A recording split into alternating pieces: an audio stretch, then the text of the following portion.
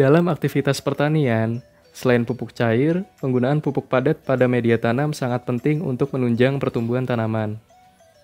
Salah satu pupuk organik padat yang paling umum digunakan adalah kompos. Pupuk kompos merupakan bahan-bahan organik yang telah mengalami pelapukan antara lain seperti jerami, alang-alang, sekam padi, kotoran hewan, dan lain-lain. Bahan-bahan organik tersebut terurai dengan bantuan mikroorganisme seperti bakteri, jamur, dan ragi, serta satwa tanah lainnya. Proses penguraian berjalan dengan reaksi aerob dan anaerob silih berganti.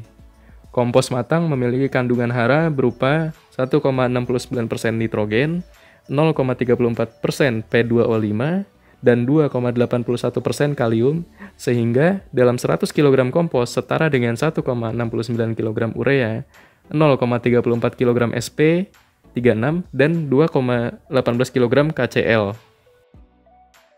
Dibanding pupuk cair, pembuatan pupuk kompos cukup sederhana dan murah. Bahan baku kompos sendiri berasal dari limbah-limbah organik. Berikut tahapan praktis proses pembuatannya. Pertama, Anda harus melakukan bagian penyiapan bahan dengan tahapan 1. Siapkan limbah organik berupa bahan hijauan yang mengandung nitrogen tinggi seperti daun-daunan, kotoran ternak, dan sebagainya. 2. Siapkan limbah organik berupa bahan coklat yang mengandung P dan K tinggi seperti rumput kering, serbuk gergaji, jerami, tangkai sayuran, dan kulit jagung. Jika ada, Anda dapat menambahkan arang sekam atau arang kayu sebagai penyuplai unsur karbon. Tidak disarankan menambahkan daging, produk turunan susu, lemak, minyak, kotoran kucing dan anjing, serta tanaman gulma atau berpenyakit. Selanjutnya, siapkan sarana dan lakukan proses fermentasi dengan tahap. Siapkan lokasi atau lahan pengomposan. Buat gundukan antara bahan hijau dan coklat dengan perbandingan 1:3. Campur adonan secara merata. Tambahkan campuran EM4 dan air dengan perbandingan 1:1000 secara merata hingga adonan bahan terasa cukup lembab. Bila adonan dikepal dengan tangan, air tidak akan keluar dari adonan dan bila kepalan dilepas kembali maka adonan akan megar. Padatkan adonan secara merata.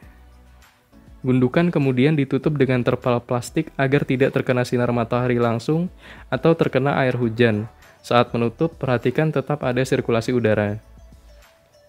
Kompos dapat dibalik setelah 15 hari sejak pertama ditutup dengan terpal plastik. Pembalikan kemudian dilakukan 2 kali lagi dengan rentang masing-masing 15 hari. Kompos dapat disimpan selama 2 bulan dengan tanpa terkena sinar matahari dan air hujan. Teknik pengundukan dapat dibuat secara bertingkat, berbentuk kotak, agar proses pengomposan berjalan rapi. Penggunaan pupuk padat sendiri dapat dilakukan pada saat sebelum penanaman biji atau benih dengan mencampurnya pada media tanam, dilengkapi dengan sekam dan tambahan bahan organik lain. Perbandingan antara pupuk padat, tanah, dan sekam dapat bervariasi bergantung pada karakteristik tanah, komposisi pupuk itu sendiri, dan jenis tanaman. Namun disarankan untuk mencampurkan pupuk, tanah, dan sekam dengan perbandingan 1:1:0,5. Kompos juga dapat diaplikasikan saat olah tanah dengan dosis 1-2 ton per hektare, tergantung dari tingkat kesuburan tanah masing-masing lahan. Sekian video terkait dengan kompos, terima kasih.